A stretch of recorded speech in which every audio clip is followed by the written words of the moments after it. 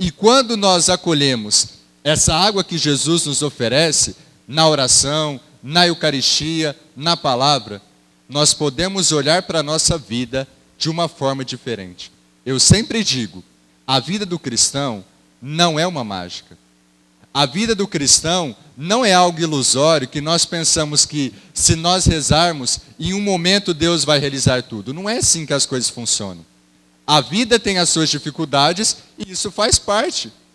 Por isso que a primeira leitura do Êxodo, se vocês prestaram atenção, o povo de Israel, que Deus havia tirado da escravidão do Egito, das mãos do faraó, havia colocado num caminho para a terra prometida, na liderança de Moisés. O que a primeira leitura de hoje nos mostra?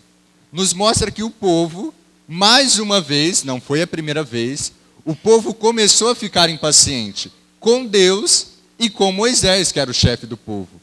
Então o povo começa a se impacientar, porque eles estavam acampados em Rafidim. Então o caminho pelo deserto foi um caminho muito longo.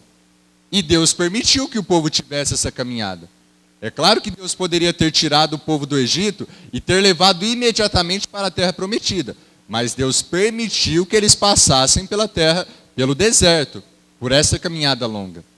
E eles estavam acampados em Rafidim, que não tinha água. E aí o povo começou a ficar impaciente. E começou a reclamar contra Deus e contra Moisés. Dizendo a Moisés, olha, você nos tirou lá da terra do Egito, a mando de Deus, para nos fazer morrer de sede aqui e de fome.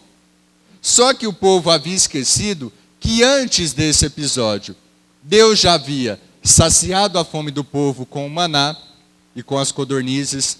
Deus já havia feito o povo passar a pé enxuto pelo Mar Vermelho. Deus já havia permitido àquele povo que em um outro momento bebesse água doce, que Deus havia transformado a água salgada em água doce. Então o povo foi se esquecendo. E essa imagem que aparece na primeira leitura se encaixa muito bem na nossa vida.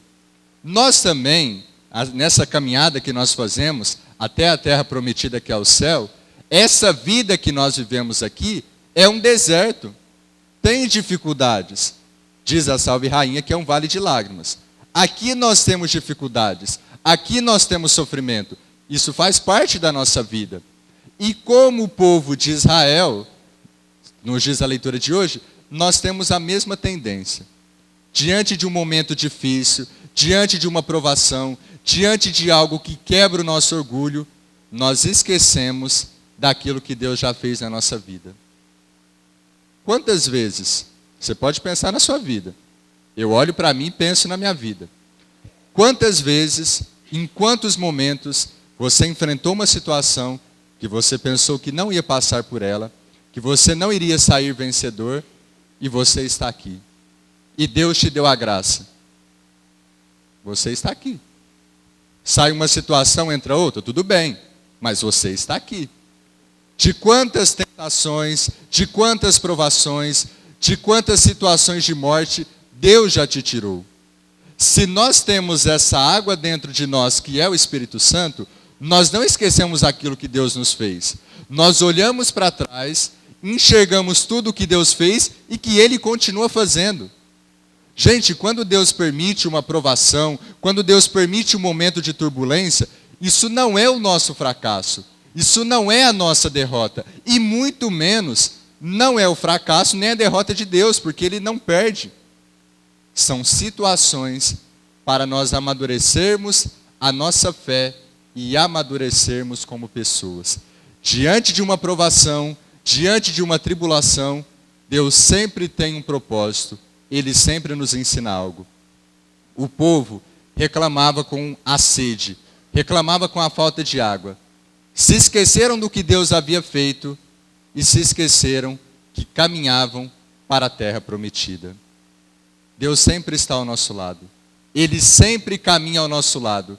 E como diz a segunda leitura, a prova de que Deus nos ama é que Ele nos enviou o Seu Filho Jesus Cristo para a nossa salvação, para a nossa redenção.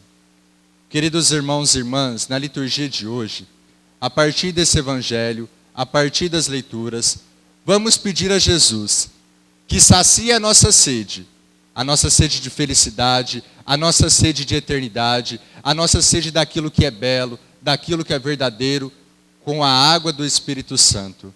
E que Ele também não nos ajude a fraquejarmos nas provações, a olharmos para a nossa história, ver o quanto que Deus realizou e ver que Ele sempre tem um propósito para a nossa vida.